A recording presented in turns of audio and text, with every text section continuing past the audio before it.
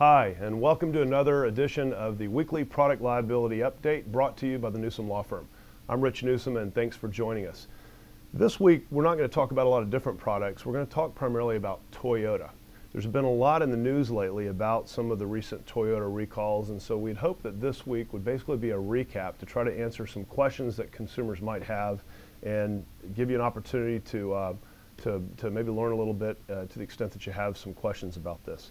There's been two big recalls. The first was, of course, dealing with this issue of sudden unintended acceleration. This is basically when there's a Toyota and for some reason it accelerates out of control, or for example when it's driving down the highway and the driver is unable to stop the vehicle because the throttle gets stuck or it keeps accelerating.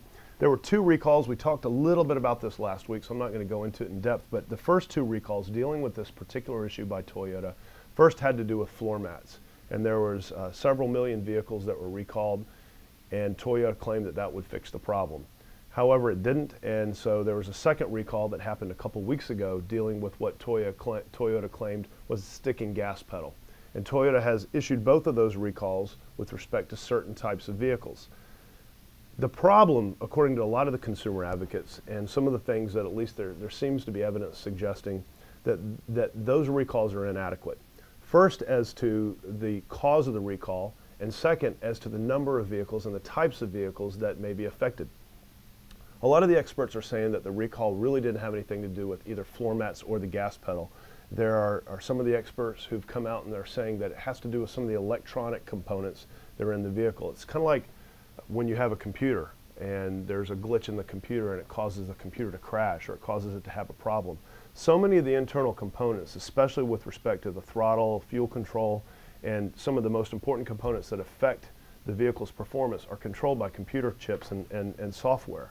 And so to the extent that there's a problem with that software, there's a problem with some of the actual computer hardware, some of the experts are saying that that is the actual explanation for some of these problems, and it's not really the gas pedal, and it's not really the floor mat.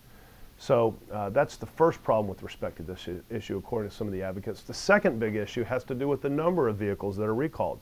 Toyota has applied these two separate recalls dealing with sudden acceleration with respect to two different sets of vehicles. In the second recall, for example, some of the Lexus vehicles weren't included, and some of the safety advocates are strongly advising consumers to be very careful if you have some of the Toyota vehicles that weren't recalled that still may potentially have this problem because of either computer or software problems. So the bottom line here is that if you as a consumer have a Toyota, especially one that was made after 2002, you need to be real careful. You need to be aware that if you do have a sudden acceleration, you need to put it into neutral and not just try to press the gas pedal, because that may not be sufficient to stop you in the event of one of these sudden accelerations. And if you have any questions, please call us. If you think you may have one of these vehicles, or you have some questions, or certainly if you've actually had this happen, strongly encourage you to give us a call, let us know. We'd like to forward that information so that it can be included in the NHTSA's database that are trying to keep track of this stuff and hopefully make some other consumers safe. But again, if you have any questions or want to talk about it, give us a call. Second Toyota recall that came up this week has to do with some of the Toyota Prius, or the hybrid vehicles. There was actually the Lexus HS 250h, which was also a hybrid vehicle that was also affected.